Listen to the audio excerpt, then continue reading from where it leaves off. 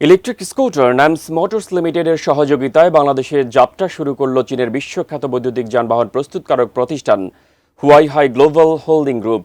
বাংলাদেশের বাজারে তাদের সর্বাধুনিক প্রযুক্তির স্পার্কিং এবং থান্ডার মডেলের দুটি ইলেকট্রিক স্কুটার আনুষ্ঠানিকভাবে বাজারজাত শুরু করেছে প্রতিষ্ঠানটি।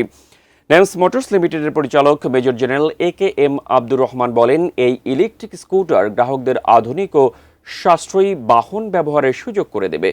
অনুষ্ঠানে এশিয়া বিজনেস ডিভিশনের ভাইস প্রেসিডেন্ট ডিমেং প্রধান অতিথি হিসেবে এবং নামস মোটরস লিমিটেডের ব্যবস্থাপনা পরিচালক ও অন্যান্য ঊর্ধ্বতন কর্মকর্তারা উপস্থিত ছিলেন।